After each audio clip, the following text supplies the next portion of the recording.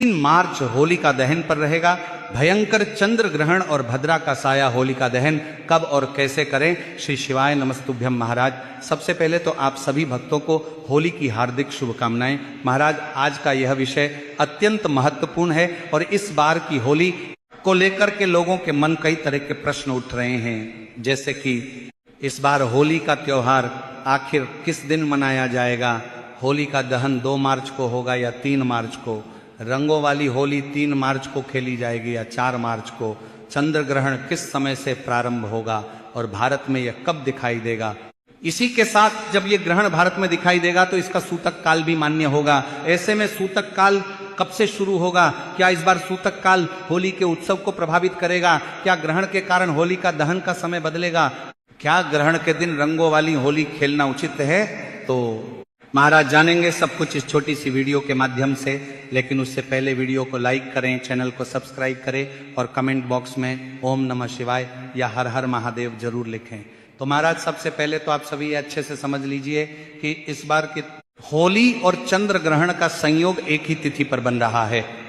और जब भी किसी त्योहार पर ग्रहण लगता है तो लोगों के मन में भय और संशय की स्थिति होना स्वाभाविक है। तो जैसा कि आप सभी जानते ही हैं कि प्रत्येक वर्ष होली का पर्व फाल्गुन मास की पूर्णिमा तिथि को मनाया जाता है।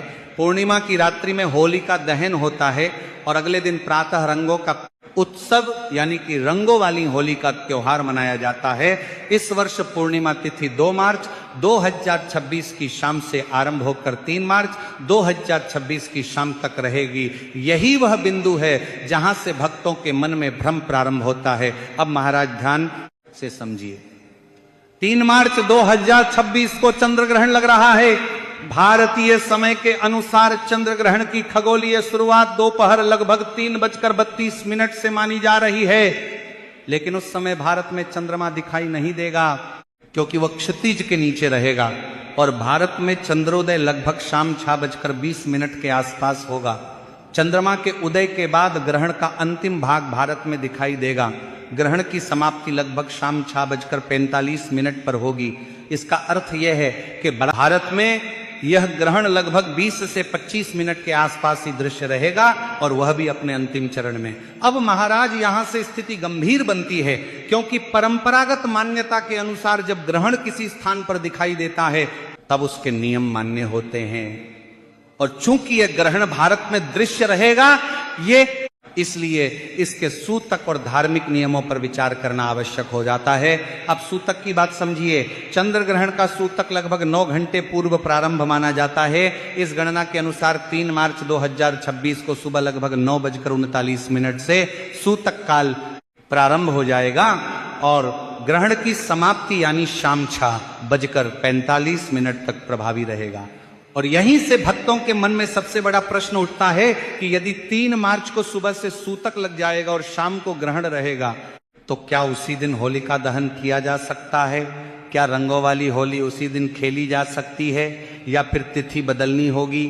तो भक्तों, यही वह निर्णायक बिंदु है जिस पर पूरा निर्णय निर्भर करता है और इसका उत्तर शास्त्रों की परंपरा, भद्राकाल और ग्रहण के नियमों को साथ लेकर समझना पड़ेगा।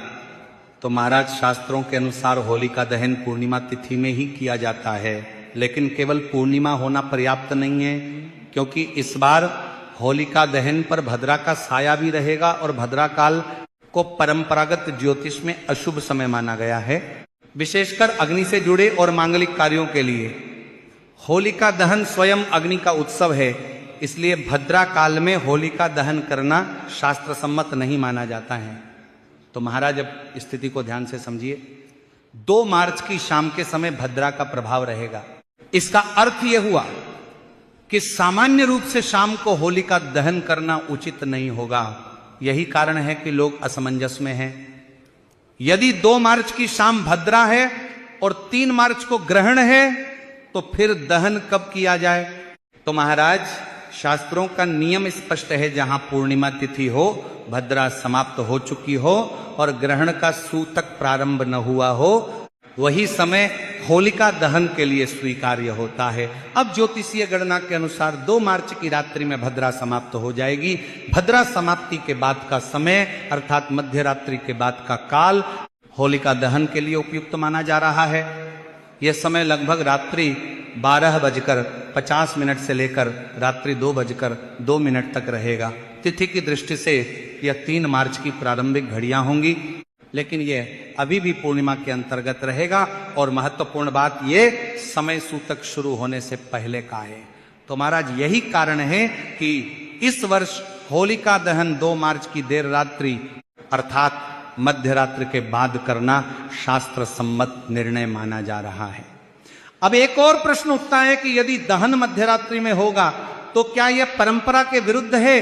तो इसका जवाब है नहीं, क्योंकि पहले भी कई वर्षों में ऐसी स्थिति आई है जब भद्रा के कारण होलिका दहन रात्रि के गहरे समय में किया गया है। शास्त्र समय को महत्व देते हैं, सुविधा को नहीं। इसलिए यदि शुभ मुहूर्त देर रात में आता है तो वही स्वीकार किया जाता है। अब भक्तों, यहां एक और महत्वपूर्ण तथ्य है। 3 मार्च को सुबह लगभग 9:39 से सूतक प्रारंभ हो जाएगा, इसलिए होलिका दहन का निर्णय उससे पहले ही करना अनिवार्य था। यदि 3 मार्च की शाम को दहन करते हैं तो वह ग्रहण और सूतक के प्रभाव में आ जाता है, जो शास्त्रीय रूप से उचित नहीं माना जाता है। तो इस प्रकार से यह स्पष्ट होता है कि पूर्णिमा की तिथि 2 मार्च शाम से शुरू होगी और भद्रा काल 2 मार्च संध्या तक प्रभावी रहेगा, यानी कि भद्रा की समाप्ति रात्रि में होगी। इसी के साथ ग्रहण का सूतक काल प्रारंभ होगा 3 मार्च की सुबह से, जो कि ग्रहण की समाप्ति तक रहेगा। तो महाराज, इन सभी तत्वों को साथ रखकर देखा जाए तो होलिका दहन का एकमात्र संतुलित और शास्त्र सम्मत समय 2 मार्च की मध्य रात्रि के बाद का ही बनता है। अब कई भक्तों का अगला प्रश्न यही रहेगा कि गुरुजी, यदि दहन 2 मार्च की देर रात्रि में हो गया तो रंगों वाली होली आखिर कब खेली जाएगी? क्या 3 मार्च को ही रंग खेलना उचित होगा, क्योंकि होलिका दहन की अगली सुबह वही दिन है? या फिर 4 मार्च 2026 को रंगों का उत्सव मनाया जाएगा? तो महाराज, परंपरा का सामान्य नियम यह है कि जिस रात होलिका दहन होता है उसके अगले दिन प्रातः रंगों वाली होली खेली जाती है। यदि केवल तिथि का आधार देखें तो 2 मार्च की देर रात्रि में होलिका दहन होने के बाद अगला दिन 3 मार्च होगा और उसी दिन रंग खेलना स्वाभाविक प्रतीत होता है, लेकिन इस वर्ष स्थिति सामान्य नहीं है। 3 मार्च 2026 को सुबह लगभग 9:39 से सूतक काल प्रारंभ हो जाएगा और उसी दिन शाम को चंद्र ग्रहण भी रहेगा और सूतक काल भी। इसीलिए सूतक काल में मांगलिक और उत्सव संबंधी कार्यों को टालने की परंपरा रही है। होली रंगों का उत्सव है, हर्ष और उमंग का पर्व है, जबकि ग्रहण काल को शांति, संयम और साधना का समय माना गया है। यही कारण है कि अनेक विद्वानों और पंचांग निर्णयों में यह मत सामने आया है कि 3 मार्च को रंगों का उत्सव मनाना शास्त्र सम्मत नहीं माना जाएगा, क्योंकि दिन के मध्य से ही सूतक प्रभावी रहेगा और शाम को ग्रहण भी रहेगा। ऐसी स्थिति में उत्सव का वातावरण ग्रहण की शांति भावना से मेल नहीं खाता है। अब महाराज, यहां एक महत्वपूर्ण बात समझिए। कुछ लोग यहां कहेंगे कि रंगों वाली होली तो सुबह भी खेली जा सकती है, सूतक तो बाद में लगेगा, परंतु पारंपरिक दृष्टि से जब उसी दिन ग्रहण का योग हो तो पूरा दिन संयमित माना जाता है। इसलिए भ्रम की स्थिति से बचने के लिए रंगों वाली होली को अगले दिन स्थानांतरित करना अधिक संतुलित निर्णय माना गया है। इस प्रकार इस वर्ष रंगों वाली होली 4 मार्च 2026 बुधवार के दिन मनाई जाएगी। उस दिन ग्रहण समाप्त हो चुका होगा, सूतक भी समाप्त हो जाएगा और वातावरण पूर्ण रूप से सामान्य और शुद्ध माना जाएगा। इसीलिए 4 मार्च को पूरे उल्लास, संगीत, अबीर, गुलाल और प्रेम के साथ रंगों का उत्सव मनाना अधिक उचित रहेगा। अब महाराज, यहाँ एक और बात स्पष्ट कर देना आवश्यक है। ये निर्णय क्षेत्र अनुसार थोड़ा भिन्न भी हो सकता है, क्योंकि अलग अलग पंचांगों और परंपराओं में मतभेद संभव हैं, परंतु व्यापक रूप से देखा जाए तो होलिका दहन 2 मार्च की देर रात्रि में और रंगों वाली होली 4 मार्च को मनाना ही अधिक संतुलित और शास्त्र सम्मत निर्णय माना जा रहा है। अब प्रश्न आता है कि 3 मार्च को क्या करें? क्या पूरा दिन सामान्य रहेगा? क्या उस दिन कोई विशेष साधना करनी चाहिए? सूतक काल में क्या नियम अपनाने चाहिए? और ग्रहण समाप्ति के बाद कौन से कार्य करने चाहिए? तो चलिए महाराज, अब समझते हैं कि 3 मार्च को सूतक और ग्रहण के दौरान क्या करना चाहिए, क्या नहीं करना चाहिए, और ग्रहण समाप्ति के बाद कौन से नियमों का पालन करना आवश्यक है? तो महाराज जैसा कि पहले बताया गया, 3 मार्च 2026 को सुबह लगभग 9:39 से सूतक काल प्रारंभ हो जाएगा।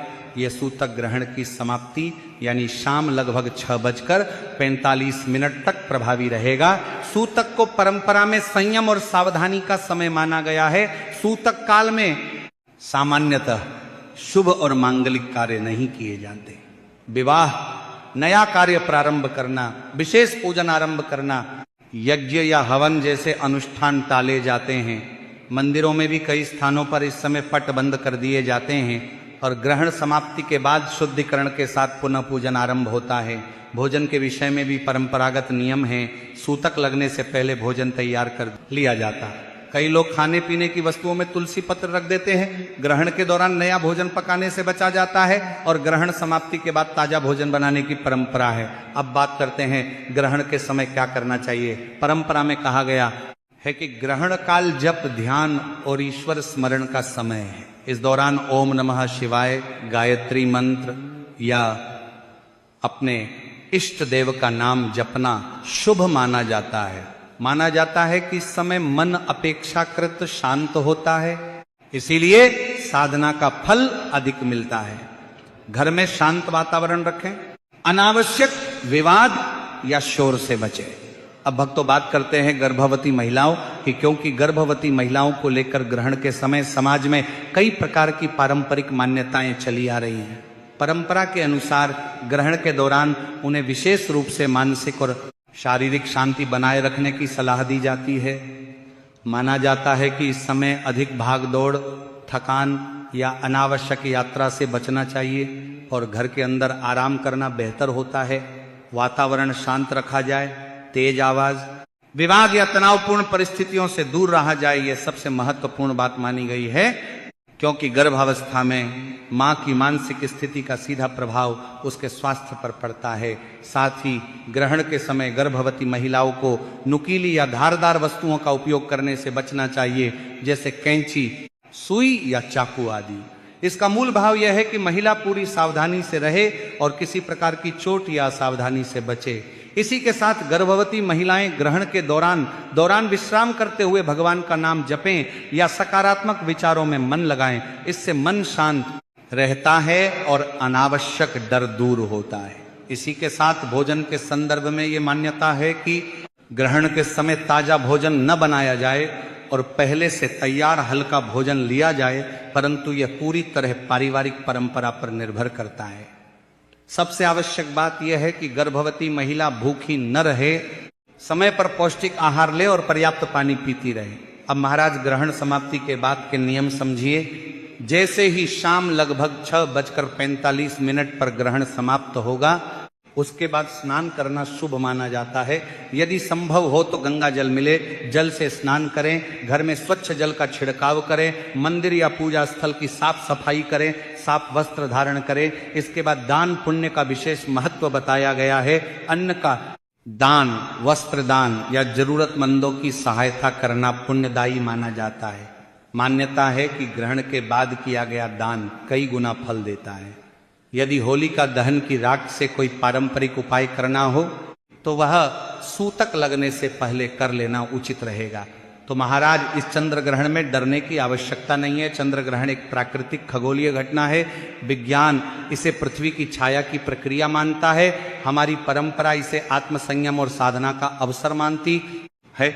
यदि हम सही समय का पालन करें और मन में संतुलन रखें तो यह संयोग हमारे लिए आध्यात्मिक रूप से लाभकारी भी हो सकता है। यदि आपको यह जानकारी उचित लगी हो तो वीडियो को लाइक करें, चैनल को सब्सक्राइब करें और कमेंट बॉक्स में ओम नमः शिवाय या हर हर महादेव जरूर लिखें। धन्यवाद।